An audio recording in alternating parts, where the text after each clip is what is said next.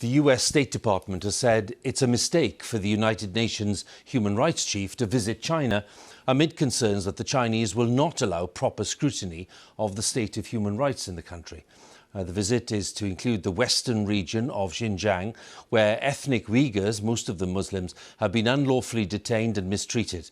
A huge collection of data, including images linked to China's mistreatment of Uyghurs and other minorities, has been handed to the BBC. Now, the information was hacked from police computers, and it includes evidence of a shoot-to-kill policy for anyone trying to escape.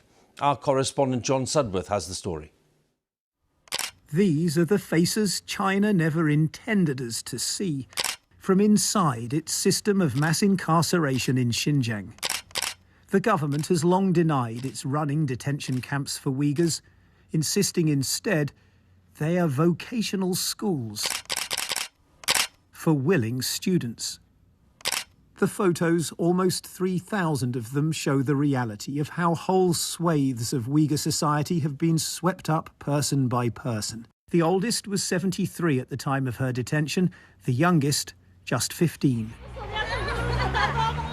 The Uyghurs, with their Turkic language, Islamic traditions and roots in a region with a history of separatism and violence, have long faced cycles of tightening government control.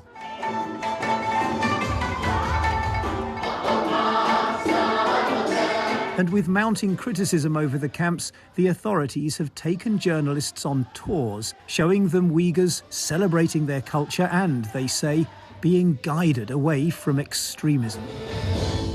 But it's a narrative undermined by the tens of thousands of files passed to the BBC. One set of documents describe the guarding of this camp just outside the city of Kashgar, with armed police stationed at all the main buildings and with each watchtower guarded by 2 officers equipped with sniper rifles and machine guns. Inside, lessons are watched over by police carrying shields, batons and handcuffs. And the documents describe the response to students who attempt to escape. If warning shots are ignored, the order's clear: shoot them dead. Yes, this is classified internal government information. The files, said to have been hacked from police computer servers in Xinjiang by a source whose identity remains unknown, were first passed to Dr. Adrian Zenz, a Xinjiang scholar who in turn shared them with the BBC. You have police officers in heavy riot gear standing next to some of the men. Some of the men have their arms in a funny position, as if they were handcuffed. So this is really very powerful about the image material. And I was looking through these images on my laptop in the living room. I had to get up and go somewhere else and take a break. I was overwhelmed.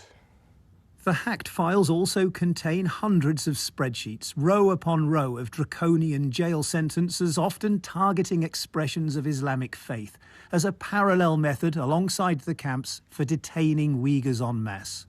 Just for growing a beard, Tursun Kadir was sentenced to 16 years in jail, his chosen expression of Uyghur identity forcibly removed. Many others have been jailed for listening to illegal religious lectures, including Tursun Memtimin and Ashigul Turgan. The documents don't say whether their daughters have been sent, like so many others, to the state-run boarding schools built alongside the camps. The data can be verified, shown to contain real people. Abdurrahman Hassan has not seen his wife and children since he left Xinjiang in 2017, yet a search of the hacked files found this. See the date. A photo of his wife, sentenced, the documents say, to 16 years in prison for a vague offence that appears time and again, gathering a crowd to disturb the social order. You can see how her spirit is broken, he tells me. Mahmoud Toti knew his eldest son had been jailed, but the database tells him for how long? 15 years. For terrorism offences, although as evidence, only his son's devout Islamic faith is listed. The Chinese Foreign Ministry spokesman Wang Wenbin responded to our reporting, 你提到的情况是反华势力抹黑新疆的， describing it as simply the latest anti-China falsehood and an attempt to smear China with rumours and lies. Xinjiang is stable, prosperous, and the people have happy lives, he 安居 said. 乐业的事实。 But there's been no attempt to address the evidence itself, which includes these images from deep within the system. Further evidence of the harsh detention and indoctrination of a people, not for what they've done, but for who they are. John Sudworth, BBC News.